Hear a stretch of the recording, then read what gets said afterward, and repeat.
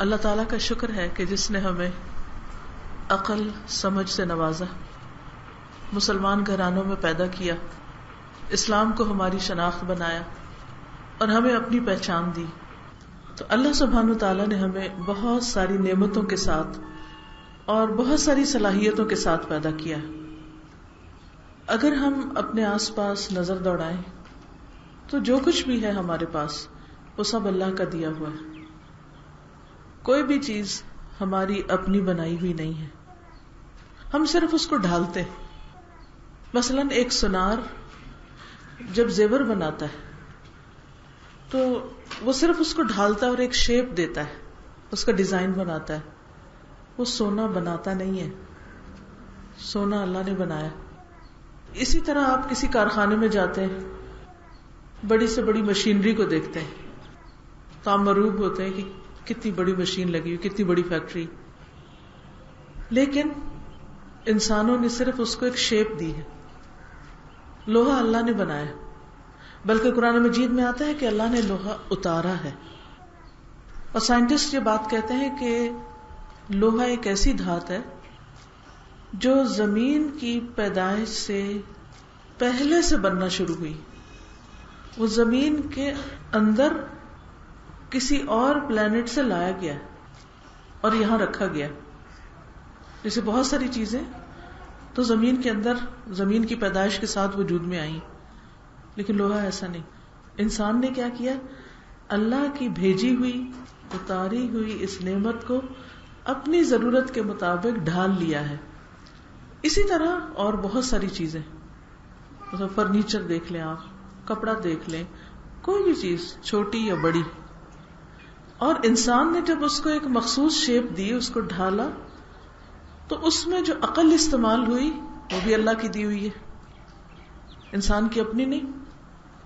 اگر اپنی ہوتی یا بازار میں کہیں بکتی ہوتی تو دنیا کے جتنے ناسمجھ لوگ تھے وہ سارے جا کے خرید لاتے یا کسی طرح حاصل کر لیتے.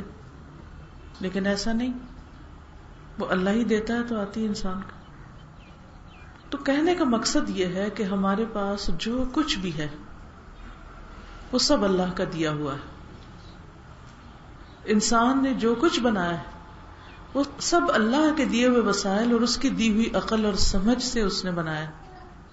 اسی طرح ہماری اولاد ہے، اسے ہم نے جنم دیا ہے، لیکن ماں کے پیٹ میں اس کی شکل و صورت بنانے والا، اس کو رنگ روپ دینے والا یہ صرف اور صرف اللہ ہے. کسی بھی طریقے سے ہم اس میں کوئی چینج نہیں کر سکتے.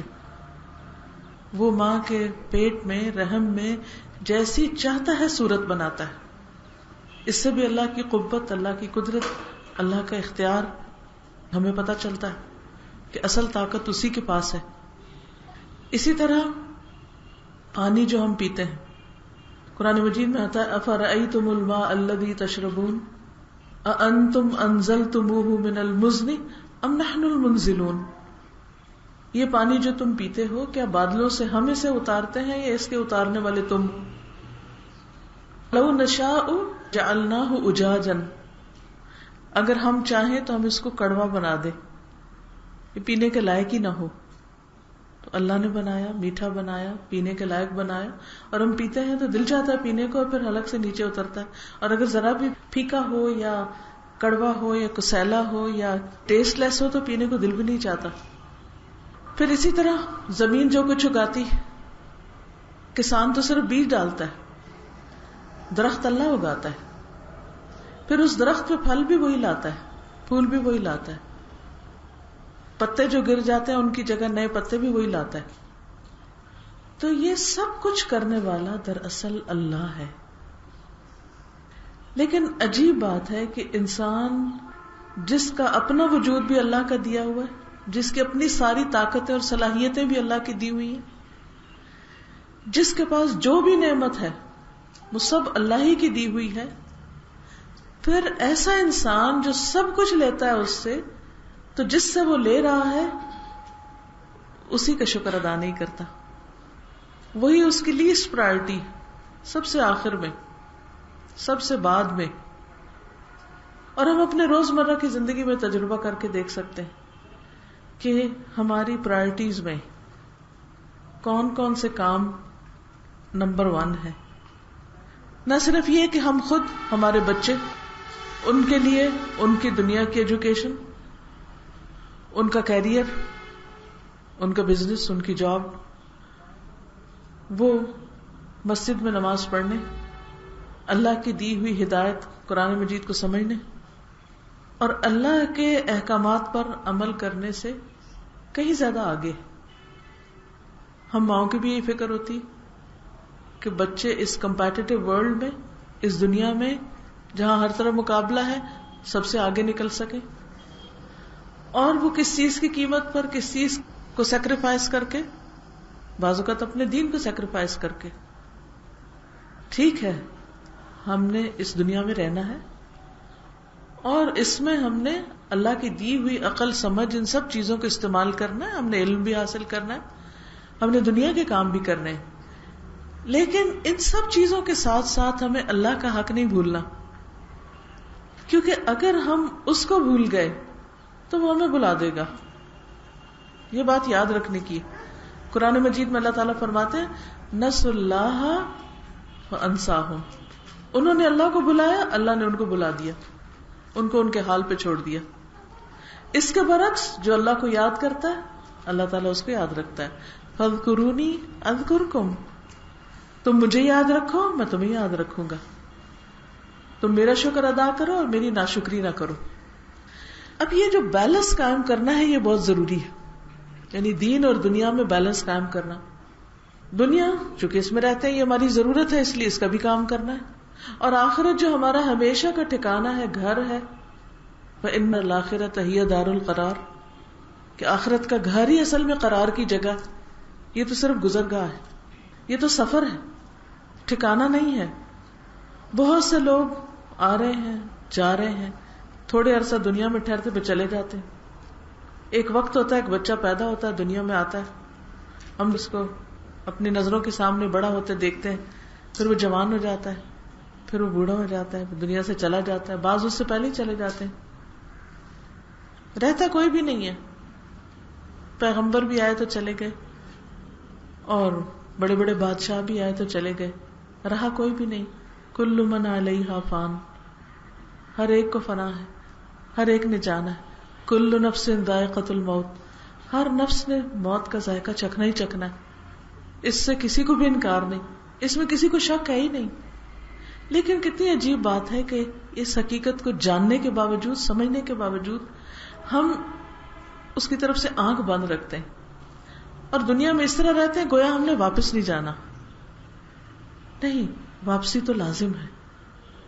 اس لیے بہت ضروری ہے کہ واپسی کی تیاری بھی کی جائے، کیونکہ جس جگہ کے لیے تیاری نہیں وہاں جانے پر پریشانی ہو سکتی.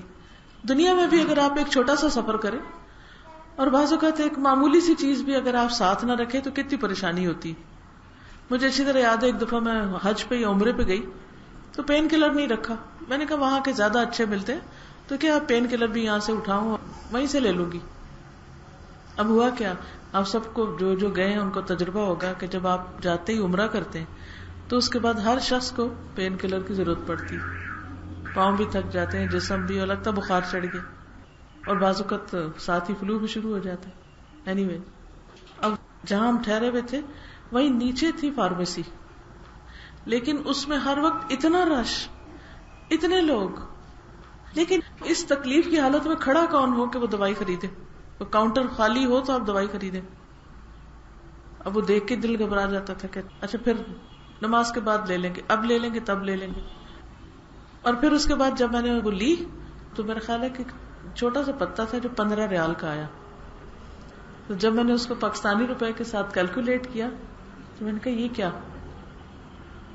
تو حالانکہ چھوٹی سی چیز، آپ کو معلوم ہے پیراسیٹامال، کوئی بھی پین کلر یہاں سے اگر آپ لے جاتے ہیں کیا قیمت ہے اس کی، معمولی سی چیز ہے. اور کیا وزن ہے اس کا، معمولی سا وزن ہے، کسی بیگ کی پاکٹ میں رکھ لیں، کہیں رکھ لیں. لیکن بعض اوقات صرف سستی، چھوڑو پرے، اس کو کیا اٹھانا، اس کی کیا ضرورت. اور وہی چیز ہمارے لیے ہر چیز سے زیادہ اہم ہو جاتی ہے، بعض اوقات کھانے پینے سے بھی زیادہ.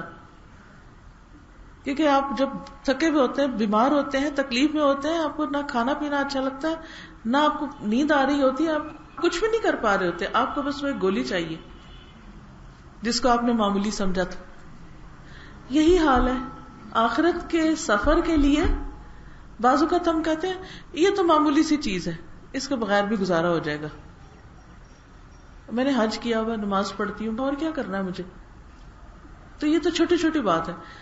نہیں، قیامت کے دن جہاں اعمال نامے اس طرح تولے جائیں گے، جو ذرے کے برابر بھی نیکی کرے گا وہ اس کو پالے گا، اور جو ذرے برابر شر کرے گا وہ بھی دیکھ لے گا اس کو. یہ سب کچھ تولا جائے گا اور یہ سب کچھ ہمارے سامنے آئے گا. تو ہم کس طرح غافل زندگی بسر کر سکتے ہیں؟ ہم کس طرح نیکی کے مواقع کو گنوا سکتے ہیں؟ ہم کس طرح برائیوں کو چھوٹا سمجھ سکتے ہیں؟ وہاں تو سب کچھ سامنے آنا ہی آنا ہے. تو اس لیے بہت ضروری ہے کہ ہم سوچ سمجھ کر زندگی بسر کریں. وہ زندگی جو صرف ایک بار ملی، ون چانس، اونلی ون.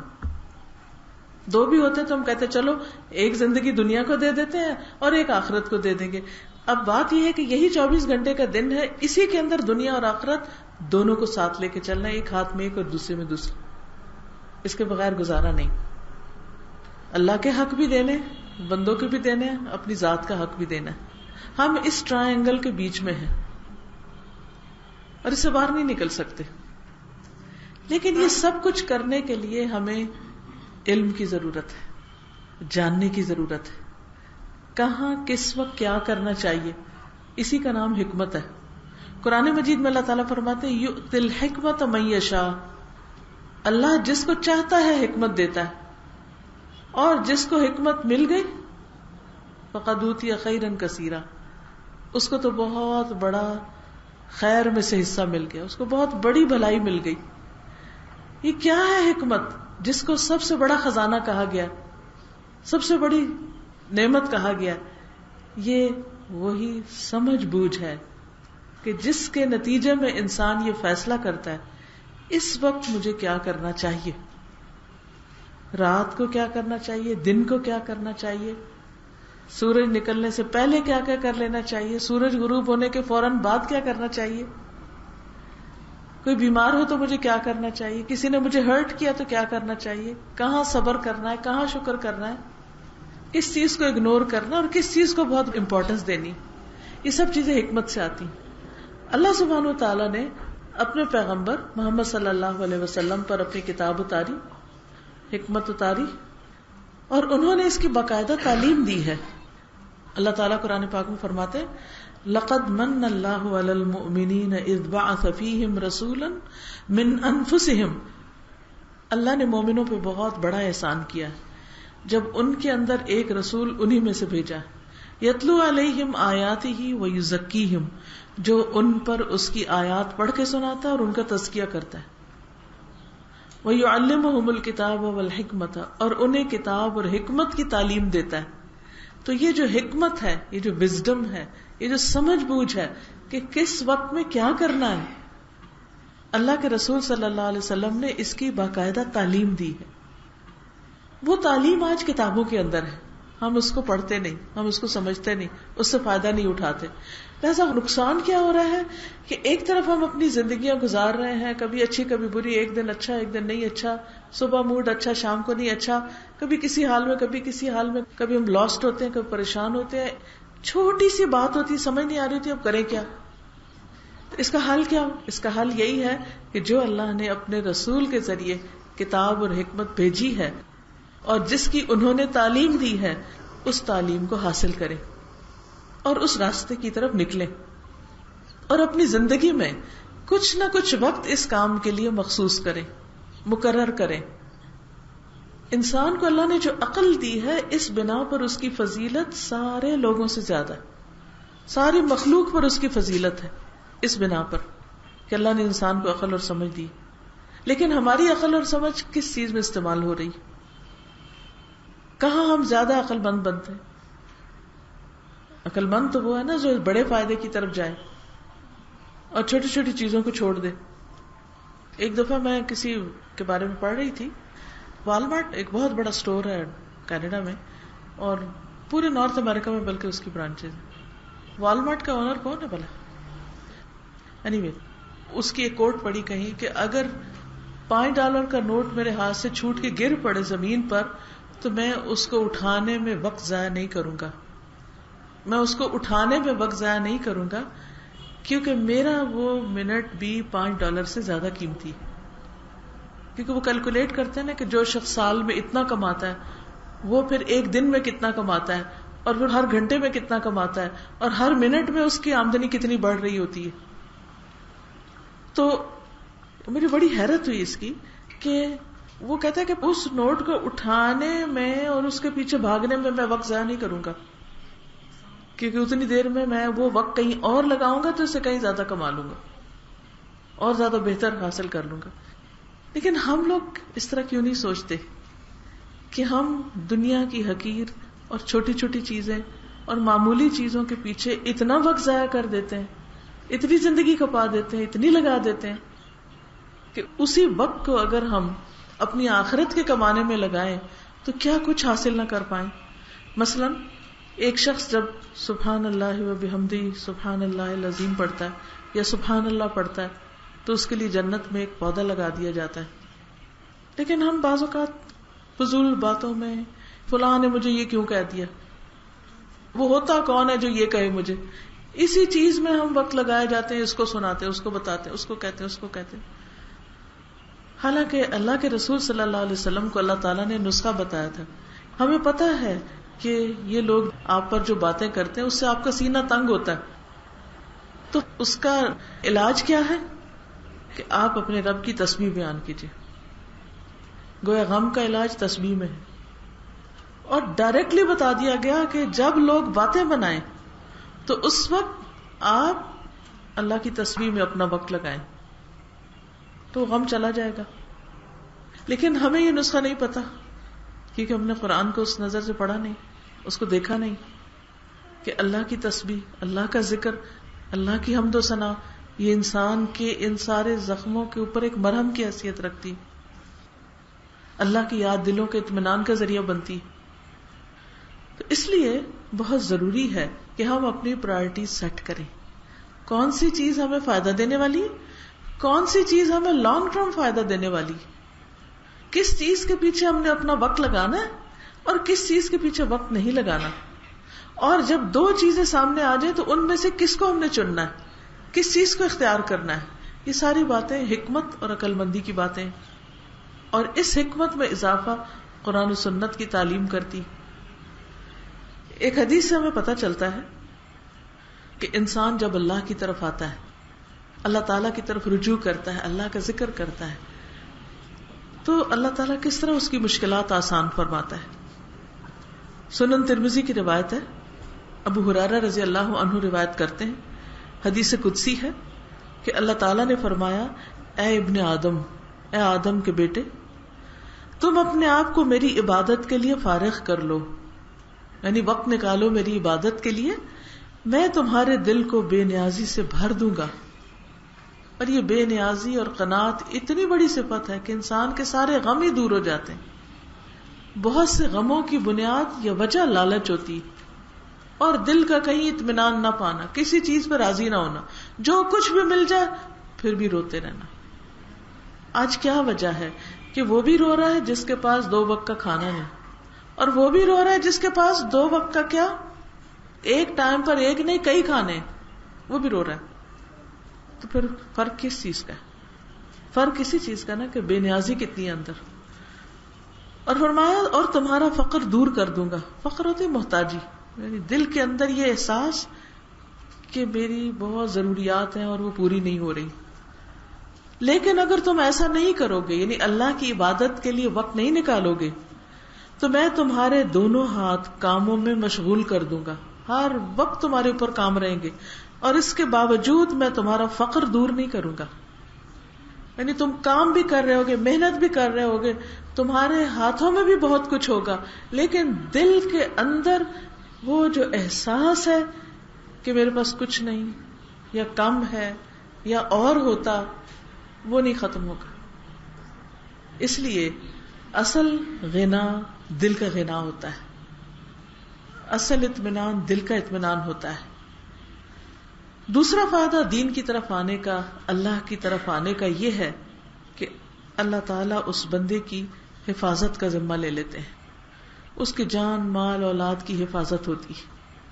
ایک واقعہ ہمیں ملتا ہے مسند احمد کے اندر، حمید بن ہلال کہتے ہیں کہ تفاوہ قبیلے کا ایک آدمی تھا جو ہمارے پاس سے گزرتا تھا، یعنی راستے میں تھا ان کا گھر، تو وہ اپنے قبیلے کے پاس آیا اور کہا ہم اپنے سامان تجارت والے قافلے میں مدینہ آئے اور اپنا سامان فروخت کیا، یعنی بزنس کے لیے مدینہ گئے، چیزیں بیچی، پھر میں نے کہا میں تو اس آدمی کے پاس ضرور جاؤں گا، یعنی نبی صلی اللہ علیہ وسلم کے پاس، یعنی میں بزنس کے لیے اور کہا کہ میں ذرا ان کو ملنا چاہتا ہوں، دیکھنا چاہتا ہوں، اور اپنے پیچھے جن کو چھوڑ کے آیا ہوں ان کو بھی میں اس کے حالات سے آگاہ کروں گا کہ وہ کیسا شخص ہے۔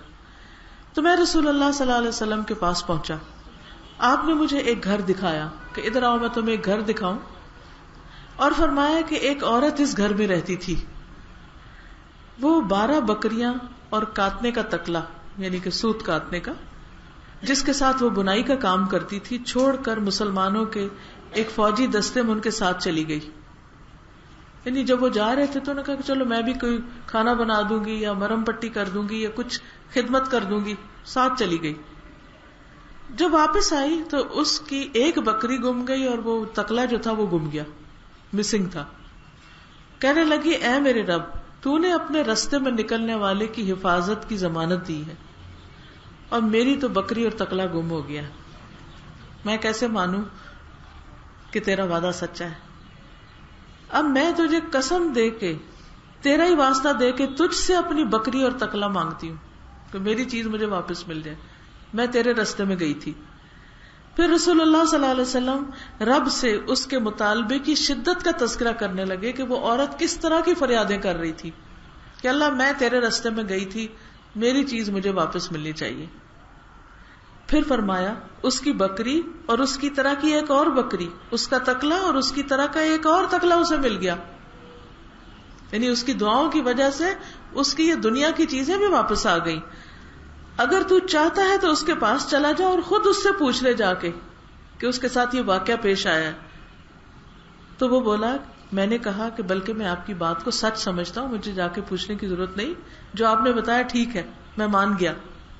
تو اس واقعے سے 2-3 چیزیں پتہ چلتی ہیں۔ ایک تو یہ بات پتہ چلتی ہے کہ انسان جب اللہ کے راستے میں نکلتا ہے تو اس کی دنیا کم نہیں ہوتی، اگر وقتی طور پر دنیا کا کچھ نقصان ہو بھی جائے تو اللہ تعالیٰ اس کو پورا کر دیتا ہے۔ دوسری چیز یہ ہے کہ بندے کو اللہ سے زور دے کے مانگنا چاہیے، یہ نہیں سوچنا چاہیے پتہ نہیں دعا قبول ہوگی کہ نہیں، پتہ نہیں کچھ فائدہ ہوگا کہ نہیں، بس ٹھیک ہے مانگ لیتے ہیں، ہم تو بڑے گناہ گار ہیں، ہماری نہیں سنی جائے گی، ایسا نہیں ہونا چاہیے۔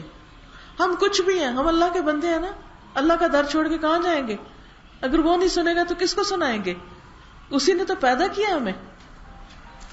تو پورے یقین کے ساتھ دعا کریں، پوری تسلی کے ساتھ اور پوری یکسوئی کے ساتھ۔ اور پھر ایک اور بات یہ پتہ چلتی ہے کہ جب انسان کوئی اچھا کام کرتا ہے اور اللہ کے لیے خالص ہو کے کرتا ہے، اللہ تعالیٰ دنیا میں اس کو اس کا دگنا بدلہ عطا کرتے ہیں۔ یعنی پہلے اس کے پاس 12 بکریاں تھیں، اب 13 ہو گئی، پہلے اس کے پاس 1 تکلا تھا، اب 2 ہو گئے، کیونکہ ہم سوچتے ہیں کہ شاید ہم دین کی طرف آئیں گے تو ہماری دنیا ماری جائے گی، ہماری دنیا کا کیا بنے گا۔ تو یہ چیز ہمیں دین کی طرف نہیں آنے دیتی، یہ ڈر ہوتا ہے نا، یہ خوف ہوتا ہے پتہ نہیں ہماری بیٹی کی شادی ہوگی کہ نہیں ہوگی اگر اس نے سر ڈھانک لیا، اور اگر ربا چھوڑ دیا تو پھر ہماری آمدنی کا کیا ہوگا، اور اگر ہم نے یہ کر دیا تو پتہ نہیں کیا بنے گا۔ اللہ پہ بھروسہ نہیں کرتا انسان، اور اللہ کے وعدوں کا یقین نہیں ہوتا۔ اگر یقین ہو جائے تو انسان کی دنیا بدل جائے اور اس کے اندر اطمینان بھر جائے۔ تو اس لیے اللہ کے لیے کوئی کام کرنا مشکل نہیں، کچھ بھی مشکل نہیں، ہر چیز تو اس کے اپنے قبضے قدرت میں، اس کے اپنے ہاتھ میں۔ کچھ بھی مانگے اس سے، لیکن پورے یقین سے مانگے، بار بار مانگے، اور اپنے نیک عمل کا واسطہ دے کے مانگے۔ کیونکہ بعض لوگ کسی کی ذات کو وسیلہ بنا لیتے ہیں، ہمارے دین میں وسیلہ تو ہے لیکن عمل کا وسیلہ ہے، ذات کا نہیں ہے۔ تو اچھے عمل کو وسیلہ بنانا چاہیے۔ جیسے ایک اور حدیث سے پتہ چلتا ہے کہ 3 لوگ تھے، وہ کسی کام سے جا رہے تھے، راستے میں بارش ہوئی تو تو انہوں نے کسی غار میں پناہ لے لی. اتنے میں پتھر روڑا کے آیا اور غار میں آ کے بند کر دیا اس نے. اب وہ باہر ہی نہیں نکل سکتا. باہر نہیں نکلنے کا مطلب ہے موت. وہیں مر جائے کھپ جائے, کسی کو پتہ ہی نہ, کوئی پوری زندگی نہ ڈھونڈ سکے ان کو کہاں گئے, بالکل ہی آؤٹ. تو بڑے پریشان ہوئے. تو انہوں نے اپنے اپنے نیک عمل کا واسطہ دیا. ایک نے کہا میں بکریاں چراتا تھا, دودھ لاتا تھا, اپنے والدین کو رات کو پلاتا تھا, تو اللہ تعالیٰ اگر میں نے یہ کام خالص تیرے لیے کیا تو ہماری مشکل آسان کر. تو تھوڑا سا پتھر ہل گیا. پھر دوسرے نے کہا میری ایک کزن تھی, اس سے میں بڑی محبت کرتا تھا, لیکن وہ میری بات نہیں مانتی تھی, تو ایک دفعہ وہاں قحط ہو گیا تو وہ میرے پاس آئی کیونکہ بھوک تھی. تو اس نے کہا چلو ٹھیک ہے میں تمہاری بات مان لیتی ہوں, تو تم مجھے اس کے بدلے اتنے پیسے دے دو. کہتا ہے کہ جب بالکل ہی میں اسے برا کام کرنے کے قریب تھا تو اس نے اللہ کا واسطہ دے کے مجھ سے بچنا چاہا, تو میں صرف اللہ کے ڈر سے پیچھے ہٹ گیا اور اسے پیسے بھی دے دیے اور اس کو چھوڑ بھی دیا. تو اللہ اگر یہ کام تیری خاطر کیا تھا تو میری مشکل آسان کر. اور جو تیسرا شخص تھا اس کے پاس کسی نے مزدوری کی, اور مزدور جو تھا وہ اجرت لیے بغیر گھر چلا گیا اور کافی عرصے تک واپس نہیں آ سکا. تو اس نے اس کے جو پیسے تھے ان پیسوں کو اپنے پیسوں کے ساتھ ملا کے انویسٹ کر دیا. جب وہ آیا تو اس کو وہ پیسے بھی دیے اور اس کا جتنا پروفٹ بنتا تھا سارا دیا. اس نے کہا نہیں بھائی میرے تو پیسے اتنے ہی تھے. اس نے کہا نہیں یہ سارا مال تیرا ہے کیونکہ میں نے وہ انویسٹ کیا تھا. تو اللہ اگر یہ تیری رضا کے لیے میں نے کیا تھا تو اس مشکل کو آسان کر دے. اور سارا پتھر سے رکھ گیا. تو یہاں بھی ایک عورت کیا کہتی ہے کہ میں تو تیرے راستے میں گئی تھی, تیرا کام کرنے گئی تھی, تو میرا تکلا واپس کر دے. میری تو ملکیت یہی ہے, میرا کام تو اسی سے چلتا ہے, میرا ہتھیار تو یہی ہے. تو اللہ نے اس کی دعا سن لی. تو اسی طرح اللہ تعالیٰ ہر بندے کو توفیق دیتے ہیں, کبھی کسی اچھے کام کی کبھی کسی کی. تو اصل میں ویلیو ہے اس کام کی جس کے پیچھے نیت اچھی ہو. تو ہمیں دعا بھی کرنی چاہیے, اور جو کام کریں ہم کسی کی مدد کریں, خدمت کریں, کچھ کریں, اس میں ریاکاری نہ ہو, دکھاوا نہ ہو, کسی انسان کی خوشنودی مقصود نہ ہو, اللہ سے جزا لینے کے لیے کریں. اور پھر آپ دیکھیں کہ اللہ تعالیٰ دنیا اور آخرت دونوں میں کس طرح آپ کو لوٹاتا ہے. یہ سب کچھ یقین کی بات ہے کہ ایسا ہوگا. پھر اسی طرح ایک اور بات ہمیں پتہ چلتی کہ نبی صلی اللہ علیہ وسلم نے فرمایا 3 لوگ ایسے ہیں جن کا ضامن اللہ ہے, ان کا مددگار اللہ, ان کی حفاظت اللہ کرتا ہے. اگر وہ زندہ رہے تو اللہ ان کو کافی ہے ان کے سارے مسئلے حل کرنے کے لیے, اور اگر فوت ہو جائیں تو اللہ ان کو جنت میں داخل کر دے گا.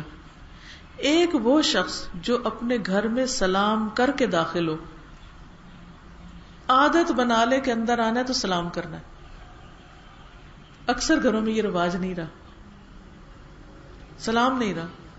چھوٹے بچے تو ویسے ہیلو ہائے سیکھ گئے, انگریزی پڑھتے پڑھتے کلچر بھی آ گیا ساتھ. اور بڑے جو ہیں وہ کبھی غصے میں داخل ہوتے ہیں اور کبھی اپنے کسی کام میں اور کبھی اپنے کسی اور خیال میں.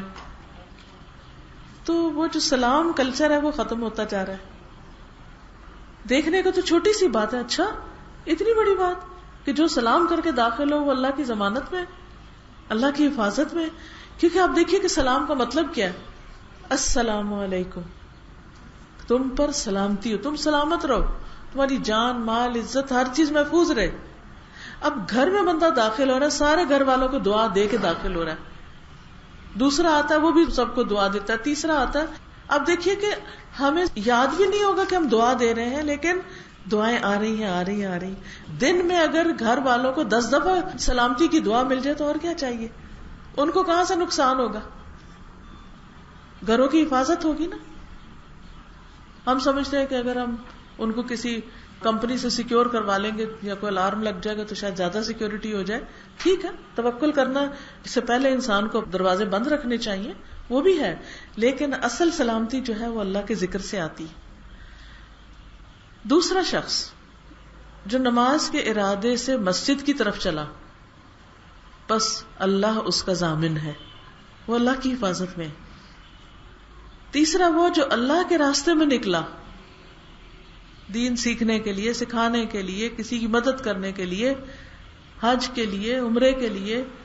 اللہ کا راستہ, اللہ کا راستہ وہ ہے جس راستے پہ چل کے ہم اللہ کی بات سننے یا اللہ کے کوئی حکم ماننے جاتے. جیسے ابھی آپ آئے ہیں تو آپ اللہ کے راستے پہ، ظاہر ہے کسی کھانے پہ نہیں آئے، کسی اور مقصد سے نہیں آئے، اللہ کی خاطر اکٹھے ہوئے ہم سب یہاں، تو یہ بھی اسی میں آ جاتا ہے.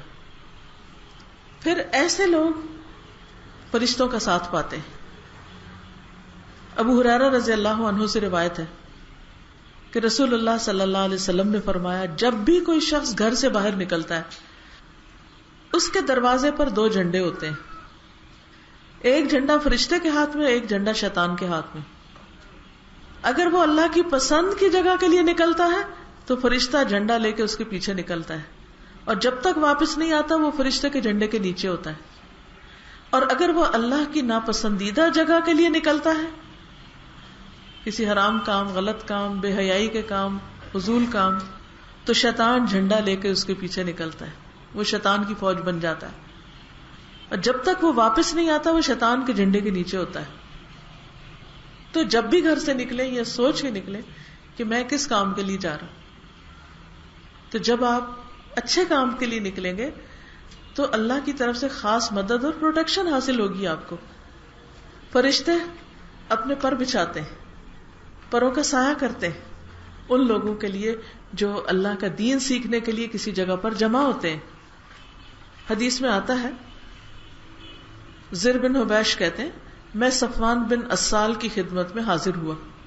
پوچھا کیسے آئے ہو؟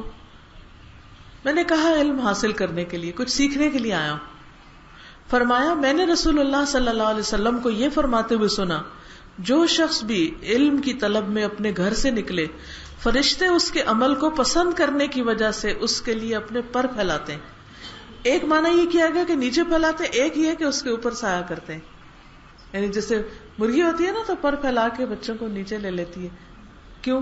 پروٹیکٹ کرنے کے لیے جب اس کو خطرہ ہوتا ہے. تو ایسے ہی ان لوگوں کے لیے جو اللہ کا دین سیکھنے کے لیے اللہ کی خاطر گھر سے نکلتے ہیں، فرشتے ان کو اپنی پروٹیکشن میں لے لیتے ہیں. یہ ترمذی کی روایت ہے. پھر اسی طرح جو شخص اللہ کے راستے میں نکلتا ہے بھلائی کی بات سیکھنے یا سکھانے، تو وہ اللہ کے راستے میں جہاد کرنے والوں کے برابر ہے.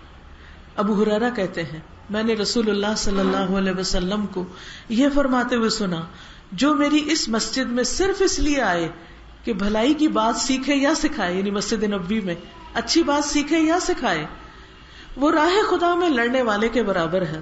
اور جو اس کے علاوہ کسی اور غرض سے آئے تو وہ اس شخص کی طرح ہے جو دوسرے کے سامان پہ نظر رکھے. یعنی وہ اس کے اندر ایک لالچ ہے اور وہ خود کچھ کرتا کراتا نہیں، بس صرف دیکھتا رہتا ہے، اچھا اس کے پاس ایسی چیز ہے، اس کے پاس ایسی چیز ہے.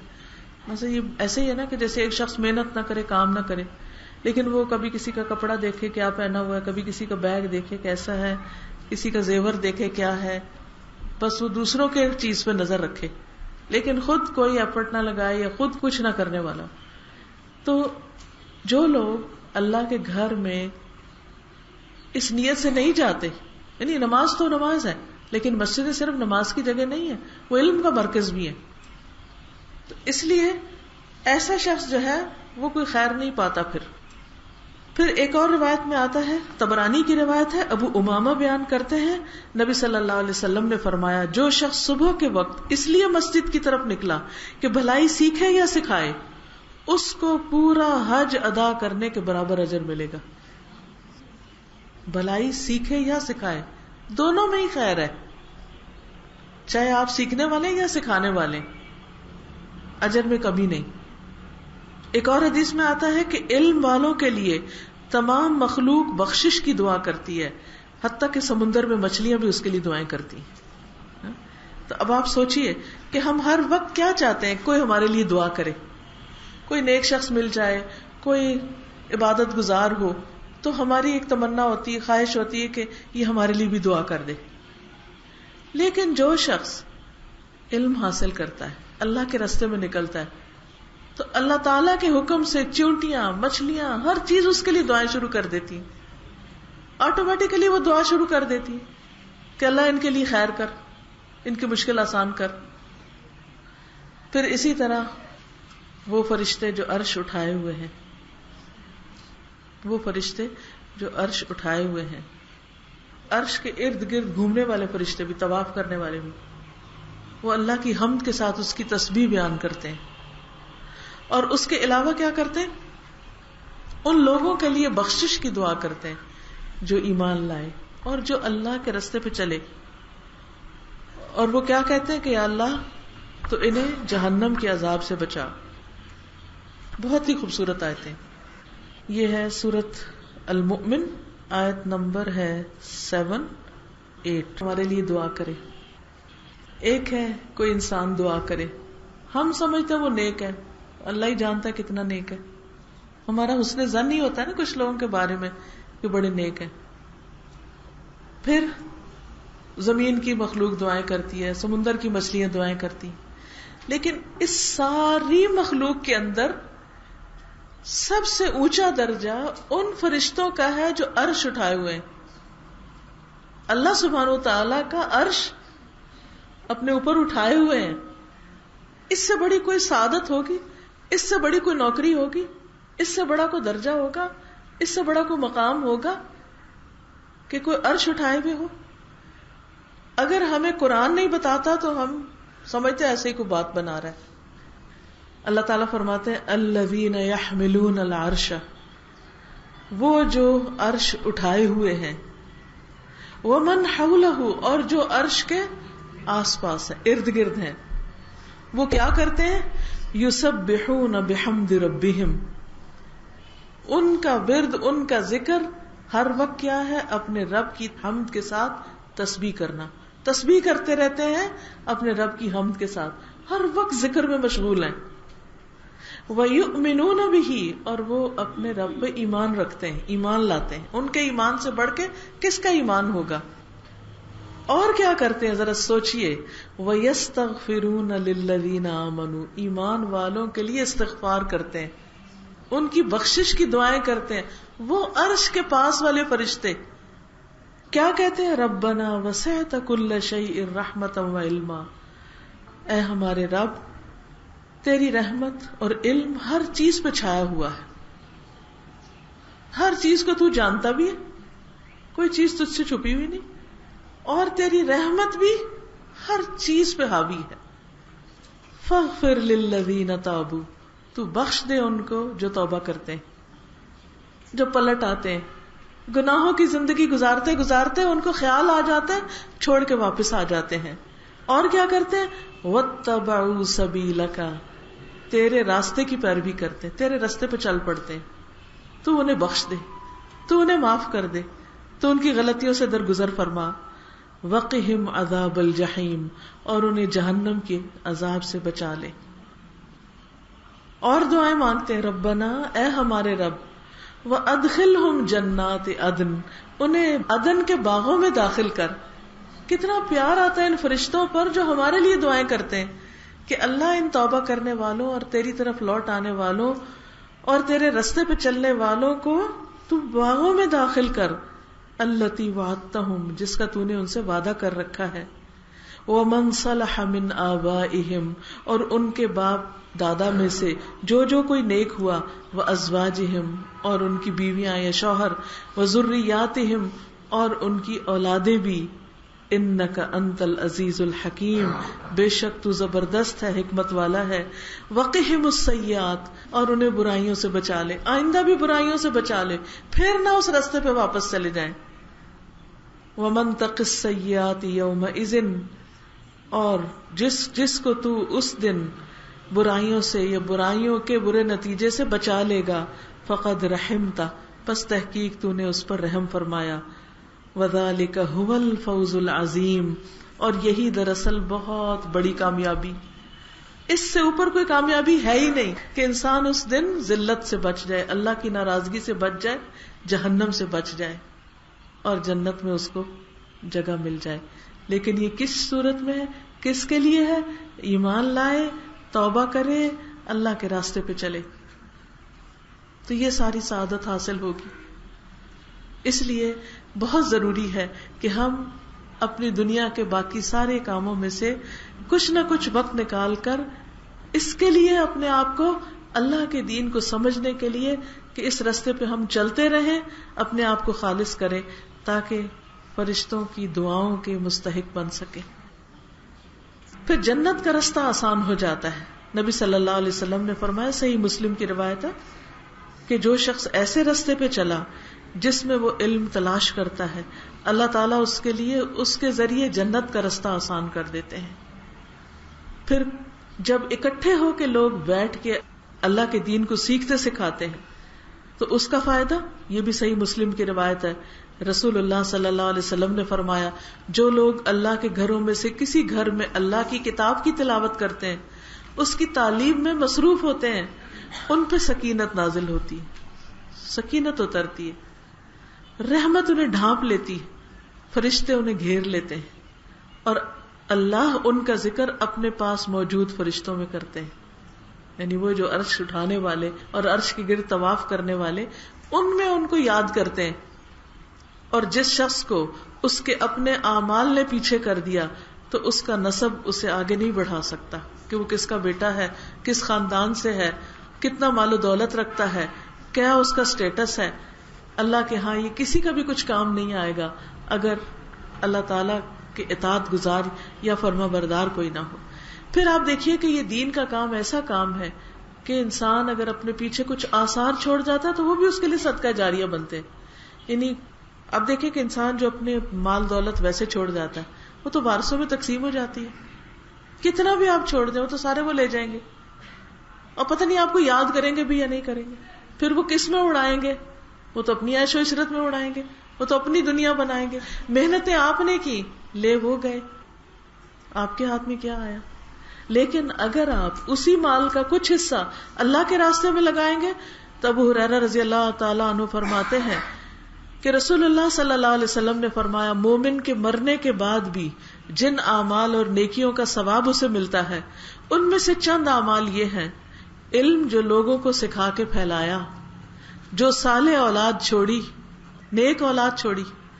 کیونکہ اگر ہم اپنے بچوں کو قرآن سکھا دیتے ہیں تو قرآن انہیں سب کچھ سکھا دیتا ہے کہ ماں باپ کی عزت کیسے کرنی ہے، اللہ کا حق کیسے دینا ہے، مسافروں کا، غریبوں کا، یتیموں کا کیا کرنا ہے کیا نہیں کرنا، سب انہیں قرآن بتا دے گا.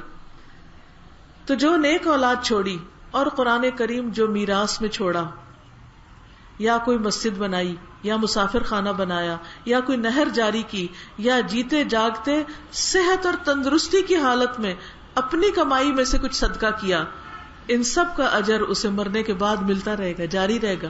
اسی کو صدقہ جاریہ کہتے ہیں. لیکن اگر کوئی شخص اللہ کے ذکر سے منہ موڑ جاتا ہے اور اس کا دل ویران ہے اور وہ دنیا میں ہی صرف لگا ہوا ہے، تو پھر قیامت کے دن اللہ تعالیٰ فرماتے ہیں، سورۃ طٰہٰ کی آیت ہے، من اعرض عنہ فإنہ یحمل یوم القیامۃ وزرا خالدین فیہ وساء لہم یوم القیامۃ حملا. جو شخص اس قرآن سے منہ موڑے گا وہ قیامت کے دن گناہ کا بوجھ اٹھائے ہوئے ہوگا. کیونکہ قرآن تو صاف کرتا رہتا ہے نا، بندے کو دھوتا رہتا ہے، اور ہمیشہ اسی حال میں رہے گا. اور کیا ہی برا بوجھ ہے جو یہ لوگ قیامت کے دن اٹھائے ہوئے ہوں گے. اور ایک اور جگہ پر آتا ہے، من اعرض عن ذکری فإن له معیشۃ ضنکا ونحشرہ یوم القیامۃ اعمی. جو میرے ذکر سے منہ موڑ جائے گا، من اعرض عن ذکری، تو میں اس کے لیے زندگی تنگ کر دوں گا، اور قیامت کے دن اس کو اندھا اٹھاؤں گا. وہ کہے گا، یا رب میں تو دیکھنے والا تھا، تو نے مجھے اندھا کیوں اٹھایا؟ اللہ تعالیٰ فرمائیں گے، کذالک اتتک آیاتنا، ہماری آیتیں تمہارے پاس اسی طرح آئی تھیں، فنسیتہا، تم نے ان کو بلا دیا، ان کو اگنور کر دیا. وکذالک الیوم تنسیٰ، آج تم بھی بلائے جاتے ہو. جیسے پہلے میں نے ذکر کیا تھا نا کہ اللہ کو یاد کریں گے تو اللہ بھی یاد رکھے گا، اللہ کو بھول جائیں گے، اللہ کا ذکر بھول جائیں گے تو اللہ تعالیٰ بھی ایسے لوگوں کو بلا دیں گے کہ جاؤ، جب تمہیں میں نے بلایا تو تم نے اس کو اہمیت نہیں دی. تو ہم سب اپنا اپنا جائزہ لیں کہ ہماری زندگی میں سب سے زیادہ کس چیز کی اہمیت ہے اور کس چیز کی اہمیت ہونی چاہیے. تو اللہ تعالیٰ سے دعا ہے کہ وہ ہمیں اپنے راستے پر چلائے اور بہترین عمل کی توفیق عطا فرمائے، اور اس کے لیے ہمارے دلوں کو کھول دے، ہمارے رستوں کو آسان کر دے. یہ چند سوال ہیں. سوال ہے کہ آپ نے نیک عمل کا واسطہ دینے کی بات کی ہے، تو کیا ایک ہی عمل کا بار بار ذکر کریں یا بدل بدل کے کریں، اللہ سے باتیں کریں؟ اور پھر کوئی خاص طور پر اچھا سا خوبصورت عمل کر کے پھر اس کا واسطہ دیں. ٹھیک ہے نا؟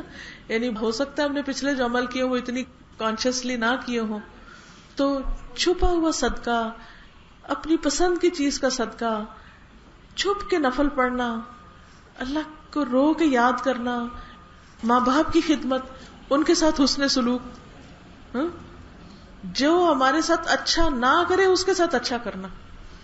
یہ اپنے اوپر ایک جبر کرنا تھا اور ایک بہت بڑا امتحان ہوتا ہے. تو یاد رکھیے جو کام اللہ کی خاطر مشکل سے آپ کرتے ہیں اور اللہ کو پتا ہوتا ہے کہ یہ بندہ صرف میرے لیے کر رہا ورنہ اس کا بس چلے تو یہ برابر کا بدلہ لے بلکہ زیادہ ہی لے. ٹھیک ہے؟ اخلاص نیت کس طرح حاصل کی جا سکتی ہے؟ ایک تو یہ کہ اپنے نیک عمل کو ظاہر نہ کریں، ذکر نہ کریں، چھپا کے کریں. اس سے بھی انسان کا عمل پھر اللہ کے لیے خالص ہوتا ہے. پھر وہ کام جو لوگ کرنا عام طور پہ پسند نہیں کرتے لیکن نیکی کا ہوتا ہے اس کو کریں اللہ کی خاطر. پھر یہ کہ آپ کسی کے ساتھ احسان کر رہے ہیں اور وہ آگے سے مان ہی نہیں رہا تو آپ کہتے ہیں بس ٹھیک ہے اب میں نے نہیں کرنا، اس کو تو کوئی قدر ہی نہیں. اس کے ساتھ بھی کریں کیونکہ آپ اللہ کے لیے کر رہے ہیں. تو اس طرح کی مختلف چیزوں سے اپنے آپ کو ٹیسٹ کریں اور اللہ سے دعا بھی کریں کہ اللہ اخلاص دے دے، کیونکہ اتنی آسانی سے یہ حاصل نہیں ہوتا. یہ میرے لیکچر کے حوالے سے کہ during lecture you said you have only one life. Related to this is you only live once but if you do it right one is enough. اصل مقصد یہی تھا کہ اگر انسان اچھے کام کرے تو یہ ایک بھی بہت ورتھ ہے، لیکن اگر غلط کرے تو پھر وہ ضائع کر دینے والی چیز ہے اور یہ چانس دوبارہ نہیں ملے گا. بہت ساری چیزیں دوبارہ آ جاتی ہیں زندگی میں، بیماری کے بعد صحت آ جاتی ہے، بچہ فوت ہو جائے اللہ تعالیٰ اور دے دیتا ہے، لیکن انسان کی اپنی زندگی چلی جائے تو ہر چیز ہی ختم ہو کے رہ جاتی ہے، چاہے ساری دنیا بارونق رہے اور ہر چیز باقی رہے. جزاکم اللہ خیرا. اللہ تعالیٰ آپ سب کو دنیا اور آخرت کی بھلائیاں نصیب کرے، آپ کا آنا قبول کرے اور ہم سب کو اپنی رحمتوں سے ڈھانپ لے اور سب مشکلات آسان فرمائے اور ہمارے بچوں کو ہدایت دے اور ہمارا خاتمہ ایمان پر ہو. ربنا تقبل منا انک انت السمیع العلیم وتب علینا انک انت التواب الرحیم. سبحانک اللہم وبحمدک اشہد ان لا الہ الا انت استغفرک واتوب الیک. السلام علیکم ورحمۃ اللہ وبرکاتہ.